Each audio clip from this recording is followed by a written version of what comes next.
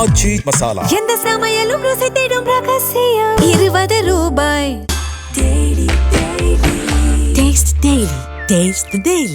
இவிஎம்ல முறைகேடு அப்படின்னு நீங்க சொன்னீங்கன்னா ஒரு தொகுதியில மட்டும்தான் அப்படின்னா என்ன அர்த்தம்?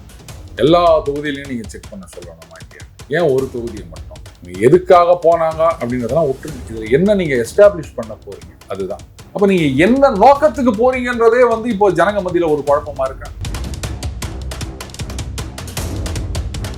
இப்ப இன்னும் ஆதரவாளர்கள் சில பேர் சுப்ரீம் கோர்ட்டுக்கு போவாங்கன்னா போய் என்ன பண்ண போறோம்? சந்தேகம் அந்த ஒரு தொகுதியில தான் இருக்கு அவங்களுக்கு. அதனால சரி, அப்ப அந்த ஒரு தொகுதியில நீங்க சரிங்க, நீங்க நினைக்கிற மாதிரியே ஏதோ தவறு நடந்திருக்குன்னு எஸ்டாப்ளிஷ் பண்ணிருக்கீங்க கூட வச்சுக்கோங்க. எப்படி மறுபடியும் அவங்க கட்சி ஆட்சி இல்ல இந்த ஆக்டிவ் மோடுக்கு வரும் இல்ல தலைவர் எம்எல்ஏ மறுபடியும். அப்ப இப்ப ஆக்டிவ் மோடுல இல்லன்றீங்க. சில நேரங்கள்ல நாம செய்கிற விஷயங்களை 360 டிகிரில பார்க்காததுனால அது நமக்கே வில்லங்கமா முடியும். அந்த மாதிரியான ஒரு முயற்சி தான் இதுன்னு நான் பார்க்கிறேன். இது தேவையில்லாத வேலை. பீகார் இடைத்தேர்தலில் தேர்தல் வியூக வகுப்பாளராக இருக்கக்கூடிய பிரசாந்த் கிஷோர் வெற்றி பெற்றிருக்காரு. இதெல்லாம் உங்களுக்கே கொஞ்சம் ஓவரா தெரியல. ஜென்சி ஓட்டு போட்டாங்க இது மாதிரி அப்படி யாரும் பெருசா சொல்லல சார். ஆனா நீ வேற இன்னைக்கு பத்திரிகை எடுத்து படிச்சுப்பார். இன்னும் எத்தனை நாளைக்கு தான் இது மாதிரி பண்ணுவாங்கன்னு தெரியல. ஆனா பாஜகவுக்கு ஏன் இந்த தேர்தலில் இன்ட்ரெஸ்ட் இல்லைன்னு ஒரு கேள்வி. கேடர் பேஸ்ட் பார்ட்டி அப்படின்னும் போது அட்லீஸ்ட் அவங்க கட்சிக்காரங்களையாவது போய் ஓட்டு போட வச்சிருக்காங்க. அந்த அளவுக்கா ஓட்டு இல்லாம போயிடுச்சு அவங்களுக்கு. போற போக்க பார்த்தா ஒரு மூத்த பத்திரிகையில சொன்னாரா இனி பாஜக வர்றதுக்கான வாய்ப்பு இல்லை, அந்த மாதிரி போற மாதிரி டவுன் ஆயிட்டே போதா. அப்ப வெஸ்ட் பெங்கால்ல அடிச்சு தூக்கிட்டு வந்திருக்காங்க. அதை பார்க்கும்போது உங்களுக்கு பாஜக அப்ஸ்விங்ல இருக்கு அப்படின்னு தெரியாது. ஒரு இடைத்தேர்தலில் தோத்து போயிட்டாங்க அப்படின்னு சொன்னா உடனே பாஜகவுடைய நேரம் முடிந்து விட்டது.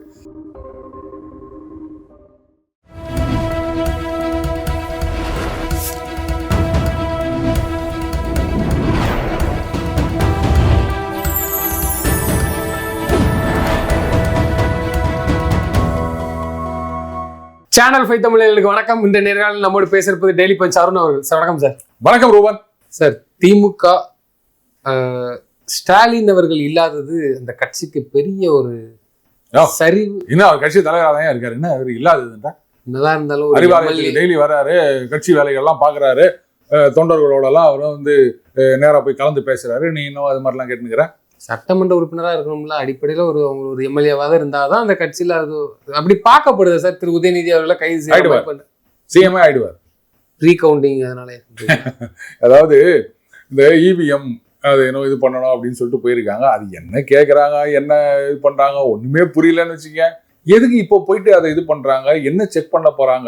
அதுல அந்த அரசு அதிகாரி கிளீனா பதில் கொடுத்துருக்காரு. இவங்க இல்ல அது சரியில்லை, இது சரியில்லை, சுப்ரீம் கோர்ட்டுக்கு போவோம் அப்படிலாம் வேற சொல்லிட்டு இருக்காங்க. என்னோட கேள்வி ரொம்ப சிம்பிளான ஒரு கொஸ்டின். சரி, இப்போ இவங்க சுப்ரீம் கோர்ட்டுக்கு போங்க, இல்லை எந்த கோர்ட்டுக்கு வேணா போவாங்க. இவர் ஜெயிச்சிடுறார் அப்படின்னு அனௌன்ஸ்மெண்ட்டே வந்துருதுன்னு கூட வச்சுக்கோங்களேன். என்ன ஆகும்? எம்எல்ஏ ஆவாரு, உள்ள போவாரு, எதிர்கட்சி தலைவர் ஆவாரு. சரி, இப்போ நான் அடுத்த கேள்வி கேட்குறேன் உங்களை. இதுக்கு தான் ஸ்டெப் பை ஸ்டெப்பாக போகணும் அப்படின்றது. அப்போ இவிஎம்ல முறைகேடு அப்படின்னு நீங்கள் சொன்னீங்கன்னா ஒரு தொகுதியில் மட்டும்தான் அப்படின்னா என்ன அர்த்தம்? அது எல்லா தொகுதியிலையும் நீங்கள் செக் பண்ண சொல்லணுமா இல்லையா? ஏன் ஒரு தொகுதியை மட்டும்? இதில் அரசு அதிகாரி கிளீனாக விளக்கம் கொடுத்துட்டார், எல்லாம் சரியாக தான் இருக்கு அப்படின்னு. எதுக்காக போனாங்க அப்படின்றதெல்லாம் விட்டுருங்க. இதில் என்ன நீங்கள் எஸ்டாப்ளிஷ் பண்ண போறீங்க அதுதான். இப்போ இவிஎம்ல முறைகேடு அப்படின்னு எஸ்டாப்ளிஷ் பண்ண போறாங்க அப்படின்றது நோக்கமாக இருந்தால் அப்போ ஒரு தொகுதிக்கு மட்டும் ஏன் எல்லா தொகுதியும் இல்லை நீங்க கேட்டிருக்கணும். அப்ப நீங்க என்ன நோக்கத்துக்கு போறீங்கன்றதே இப்போ ஜனங்க மத்தியில ஒரு குழப்பமா இருக்கா? என்ன நோக்கம்? அவரு நீங்க அவங்க உள்ள கேட்கணும். அதுல திமுக இருக்க ஒருத்தர் தொடர்ந்து ட்வீட் போட்டிருக்காரு, இதுல ஏதோ குளறுபடி நடந்திருக்கு அப்படின்னு. இவங்களும் அது கார்த்தி பி சிதம்பரம் அழகா சொல்லிட்டாரு, அதெல்லாம் ஒன்றும் பண்ண முடியாது அப்படின்ட்டாரு. ஆனாலும் இங்கேயும் ஒரு கும்பல் இன்னும் ஓட்டுச்சீட்டுன்னு டெல்லி வரைக்கும் போய் போராட்டம் பண்ணுவோம்னு சொல்லிட்டு இருக்காங்க. ஞாபகம் இருக்கா? இப்படிதான் பேசிட்டு இருப்பாங்க. இவங்க ஜெயிக்கும் போது இவிஎம் நல்லா வேலை செய்யும், இவங்க தோத்து போயிட்டாங்கன்னா அப்ப இவிஎம் முறைகேடு அப்படின்றது தான் பொதுவா இங்க இருக்கிற கட்சிகளுடைய, குறிப்பா காங்கிரஸ் மாதிரி கட்சிகளுடைய. அதுக்கப்புறம் அந்த இவிஎம் போல அந்த எஸ்ஐஆர் மேல வர சொல்லுவாங்க. இப்படி ஒவ்வொன்றா சொல்லிட்டு இருப்பாங்க. இப்போ இது நீங்க போயிட்டு கேட்குறீங்கல்ல, இந்த பெரம்பூர்ல இதை சரி பார்க்கணும்னு, அதனுடைய நோக்கம் என்ன? இதுதான் நான் கேட்கறது. இப்போ எல்லாருக்குமே குழப்பமா இருக்கா? குளத்தூர். அப்போ அந்த பார்க்குற பொதுமக்கள் எவ்வளோ குழம்பி போவாங்க. இவங்க என்ன கேட்குறாங்க? எதுக்கு எதை போய் செக் பண்ணணும்ன்றாங்க. இது பண்ணி என்ன பண்ண போறாங்க? இது தெரியணுமா வேணாமா? இப்போ இன்னும் ஆதரவாளர்கள் சில பேர் வந்து சுப்ரீம் கோர்ட்டுக்கு போவாங்கன்னா போய் என்ன பண்ண போறீங்க? இப்போ இவிஎம்ல ஃபால்ட்டுனா எல்லாத்தையும் நீங்க வந்து செக் பண்ணணும். அது ஏன் இந்த ஒரு தொகுதி மட்டும்? அப்ப என்ன ஆகும்? சந்தேகம் அந்த ஒரு தொகுதியில இருக்கு அவங்களுக்கு. அதனால சரி, அப்ப அந்த ஒரு தொகுதியில வந்து நீங்க சரிங்க நீங்க நினைக்கிற மாதிரியே வந்து ஏதோ தவறு நடந்திருக்குன்னு எஸ்டாப்ளிஷ் பண்ணிடுறீங்கன்னு கூட வச்சுப்போம். எப்படி மறுபடியும் அவங்க கட்சி ஆட்சிக்கு வந்துருமா? இல்ல இந்த ஆக்டிவ் மோடுக்கு வரும் இல்ல தலைவர் எம்எல்ஏ மறுபடியும். அப்ப இப்ப ஆக்டிவ் மோடுல இல்லன்றீங்க. இல்லங்கிறதுனா தெரியும். நானே சொல்லிட்டேன் அவர் ஆக்டிவா இருக்காங்க, கட்சி ஆக்டிவா இருக்குது, தொண்டர்கள் ஆக்டிவா இருக்காங்க. நானே ஆரம்பத்திலேயே சொல்லிட்டேன். ஆனா நீங்க வந்து இன்னும் ஆக்டிவ் மோடுக்கு வாங்கினா இதெல்லாம் கொசுவத்தியா? சார் இப்ப வந்து திரு ஸ்டாலின் அவர்களே முன் வந்து பண்ணாரா இல்ல சேகர் பாபு கூட இருக்கலாம்ல? எனக்கு என்னால தலைவர் தோத்து போயிட்டார், எனக்கு இல்ல சந்தேகம் ஒரு தலைவரை நீங்க மறுபடியும் எப்படி ஜெயிச்சிருப்பீங்க, நான் வந்து இதை பண்றேன். சில நேரங்கள்ல நம்ம செய்கிற விஷயங்களை 360 டிகிரில பார்க்காததுனால அது நமக்கே வில்லங்கமா வந்து முடியும். அந்த மாதிரியான ஒரு முயற்சி தான் இதுன்னு நான் பாக்குறேன். இது தேவையில்லாத வேலை. இப்ப இதுல ஒண்ணுமே இல்லை, எல்லாம் சரியா இருக்கு அப்படின்னு வந்துருச்சுன்னு வச்சுக்கோங்களேன். அப்ப என்ன சொல்லுவாங்க பாத்தீங்களா? அடுத்து முட்டு கொடுப்பாங்க. நாங்க எங்க சந்தேகம் இருக்கு, ஆனா இதையும் மறைக்க. நீங்க முட்டு கொடுக்கறது இருக்கட்டும், அது உங்க கட்சிக்காரங்க முட்டு கொடுப்பாங்க, உங்க கட்சியில இருக்க பத்திரிகையாளர்கள் முட்டு கொடுப்பாங்க. பாக்குற பொதுமக்கள் என்ன நினைப்பாங்க? பத்தியா தோத்ததை தாங்கிக்க முடியல இவங்களால. அதனால என்னென்னவோ குறை சொல்லி ஓட்டு போட்டு நம்மளே சந்தேகப்படுறாரு. அது ஒண்ணா. சரி, இப்போ அவங்க கட்சியில எத்தனை பேர் தோத்து போயிருக்காங்க? அவங்களாம் யோசிக்க மாட்டாங்க. ஏன் நமக்கெல்லாம் யாரும் இந்த கேள்வியை கேட்கல? கேட்பாங்களா மாட்டாங்களா? நீ ஒரு தோத்து போன எம்எல்ஏவா இருந்தா, எம்எல்ஏ கேண்டிடேட்டா இருந்தா நீ யோசிப்பியா மாட்டியா? அதனால தலைவருக்கு மட்டும் போறாங்க, நமக்கு ஏன் போக மாட்டேங்கிறாங்க? அது அவங்க விருப்பமா இருக்கும்ல. நீ தொகுதியில நீ போட்டுக்கோ, ஏதோ 40,000 ரூபாய் கட்சி தானே பண்ணணும். கட்சி தானே பண்ணணும். அது அட்லீஸ்ட் கட்சியை சொல்லியிருக்கலாம்ல எல்லாருக்கும், நீங்க எல்லாரும் ஃபைல் பண்ணுங்க. ஏன் சொல்லல? தலைவர் தான் முக்கியமா அப்படின்னு மற்றவங்க எல்லாம் யோசிப்பாங்களா மாட்டாங்களா? ஏற்கனவே வந்து பெரிய பெரிய நிர்வாகிகளோட வாரிசுகள்லாம் அந்த பக்கம் தாவேகா பக்கம் போயின்னுக்குறாங்க. இந்த நேரத்துல இதெல்லாம் தேவையா ரூபன்? 1 ஓட்டு 2 ஓட்டுனா பரவாயில்ல, கிட்டத்தட்ட 5000 ஓட்டு 6000 ஓட்டு வித்தியாசம். தோத்து போயாச்சு, அவ்வளவுதான், முடிஞ்சு போச்சு. அடுத்த கட்டத்துக்கு என்ன பண்ணணும் அப்படின்னு யோசிக்கணுமே தவிர திருப்பி திருப்பி வந்து நான் தோத்தது செல்லாது இது மாதிரி நிறைய பேர் கேஸ் போட்டிருக்காங்கன்னு வச்சுக்காங்க. ஒரு சில நேரங்கள்ல 2016 எலெக்ஷனுக்கு போட்டது 26 வாக்குல தான் தீர்ப்பே வருது. அப்பாவு. ஆமா, இதெல்லாம் வச்சுட்டு என்ன பண்றது நம்ம? இல்ல அப்படி தீர்ப்பு வந்துருக்குல்ல, ஒருவேளை இதுல கிடைச்சதாதான் அவங்களுக்கு ஒரு நம்பிக்கை தான். எப்பா 2036 இல்லையா? இல்ல இவர் முதல்வராக இருந்தவர், இவருக்குலாம் உடனே வந்துருமே என்னமோ. அது எப்படிங்க? கோர்ட்டு தான், அதுக்குன்னு ஒரு சில ப்ரொசீஜர் இருக்கு, அப்படிதான் நடக்கும் அதெல்லாம். சரி, இப்போ வந்து இடைத்தேர்தல் வருது, எப்படி கண்டிப்பா வரும். திரு முதல்வர் விஜய் அவர்கள் ஒரு தொகுதியை இது பண்ணது, பிளஸ் அதிமுகல இருந்து இங்க போனவங்க எல்லாம் இடைத்தேர்தல் வருது.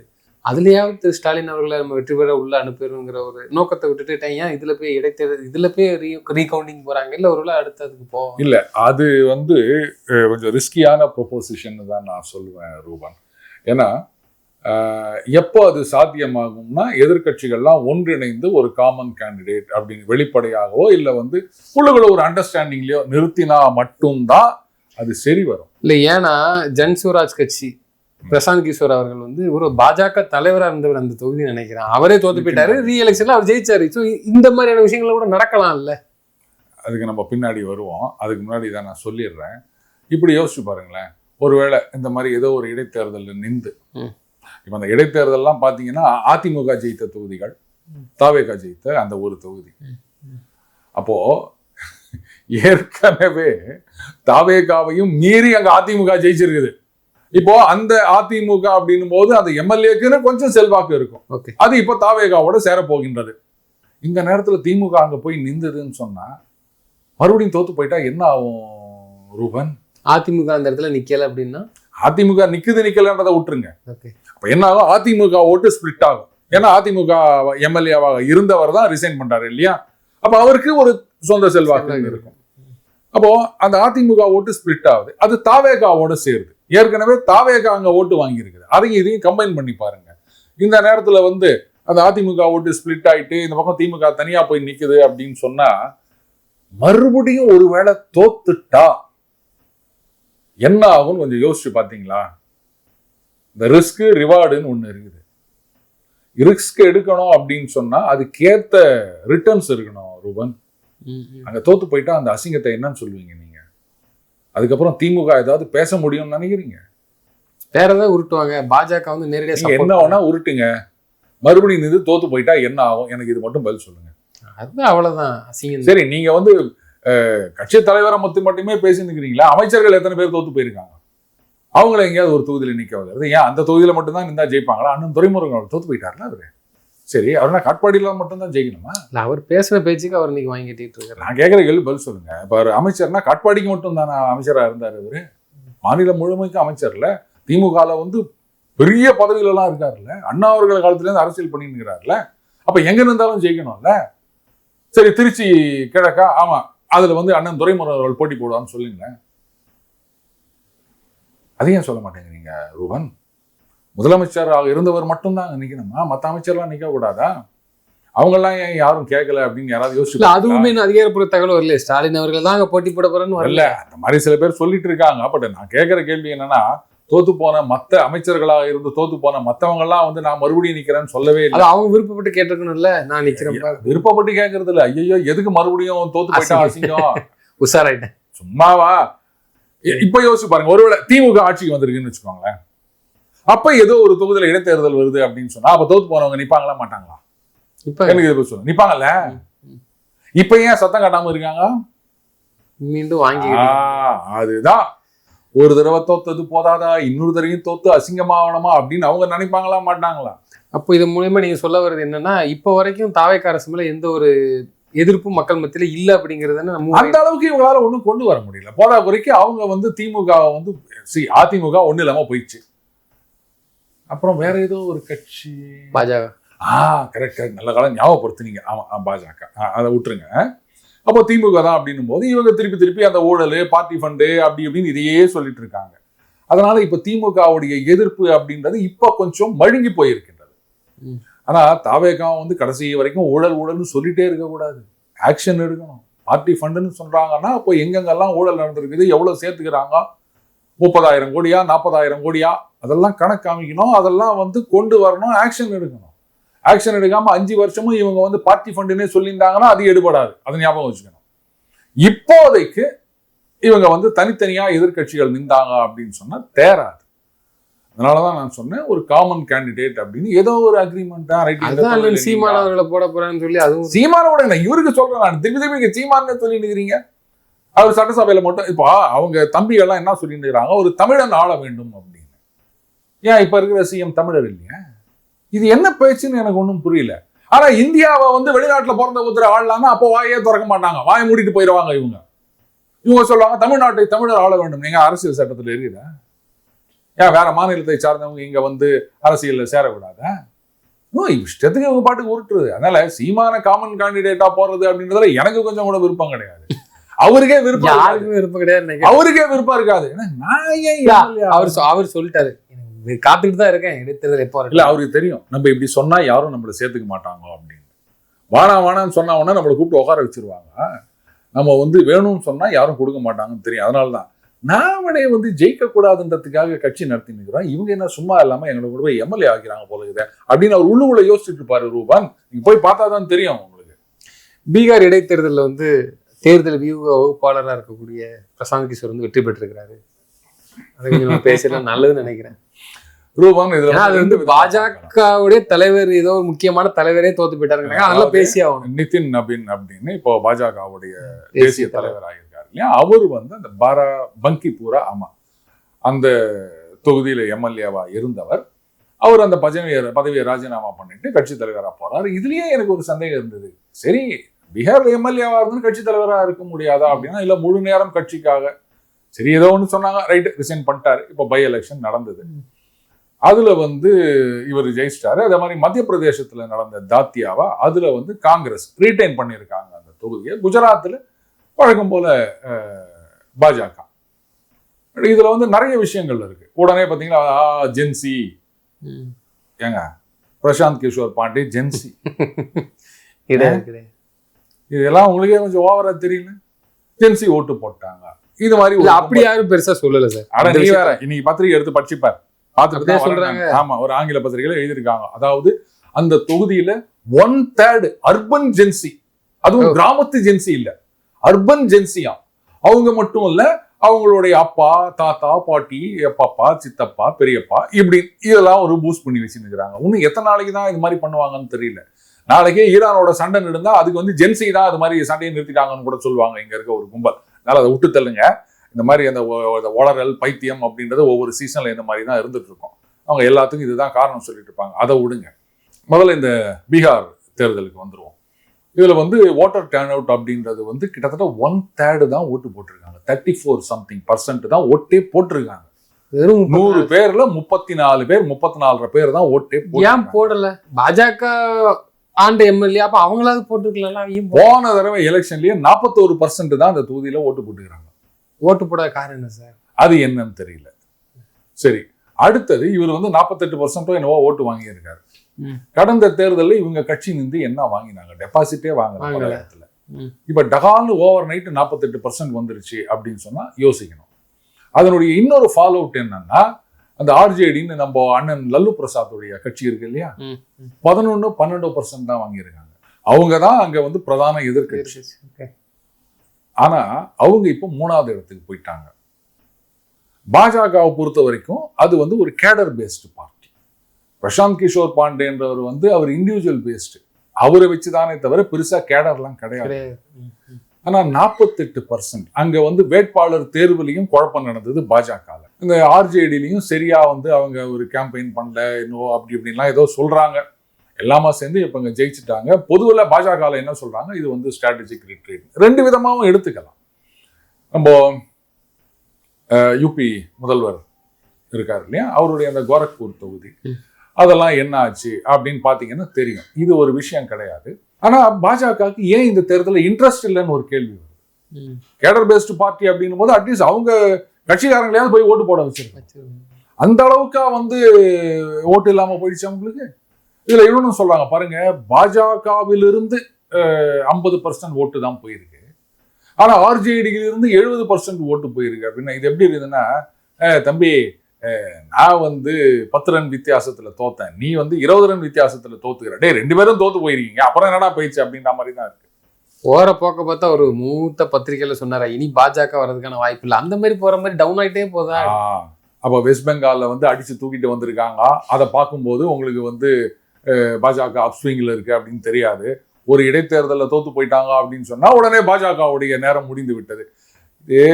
சரி விடுங்க, அது அவங்களுக்கு அந்தந்த நேரத்துல ஒரு 10 நிமிஷம் சந்தோஷமா இருந்துட்டு போகலாம் பேசிட்டு, அவ்வளவுதானே தவிர அது உண்மை கிடையாது. இடைத்தேர்தலில் வந்து பாஜக அந்த அளவுக்கு கான்சென்ட்ரேட் பண்றது கிடையாது. அதே மாதிரி மாயாவதி அவர்கள் கட்சி பகுஜன் சமாஜ் பார்ட்டி பாத்தீங்கன்னா இடைத்தேர்தல் நாங்க போட்டியே போட மாட்டோம்னு ஒரு பாலிசியாவே அவங்க வச்சிருக்காங்க. இது வந்து சிம்பிளா சொல்லிட்டாரு. வண்டியில அப்படியே ஒரு 50-60 போயின்னு இருக்கிறீங்க, திடீர்னு ஓவர்டேக் பண்ணணும், என்ன பண்ணுவீங்க? டக்குன்னு கீரை வச்சு 3வது கியர்ல வந்து தான் நீங்க ஓவர்டேக் பண்ணுவீங்க. அப்பதான், இல்லாட்டா உங்களுக்கு அந்த பிக்கப் கிடைக்காது. பிஜேபி நீங்க என்ன சொல்ல வரீங்க இப்போ அந்த விஷயத்துல? இல்ல அப்படித்தான் அவங்க முட்டு குத்துனுக்குறாங்க. பட் நான் என்ன யோசிக்கிறேன் அப்படின்னா, எல்லாம் கரெக்ட். ஸ்ட்ராட்டஜிக்கலா பார்க்கும்போது ஆர்ஜேடி அப்படியே கீழே தள்ளி போட்டு இதை கொஞ்சம் அப்படி பூஸ்ட் அப் பண்ணி யார் எதிர்கட்சியா வரணும். இப்ப கிரிக்கெட்ல வந்து ஃபைனல்ல நமக்கு எதிர்க்க யார் வரணும் அப்படின்றதுக்காக ஒரு மேட்ச்ல நம்ம தோத்து போறோம் இல்லையா, அந்த மாதிரின்னு சொல்றாங்க.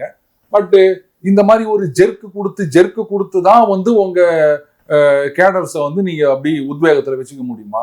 அந்த ஃபயர் அப்படின்றது, ஏன்னா இவங்க சொல்றது என்னன்னா, ஒரு தோல்வி வந்தாதான் அடுத்த எலெக்ஷன்ல இவங்க வந்து சுகுரா வேலை செய்யறவங்க ஃபைட் பண்ணுவாங்கன்னு.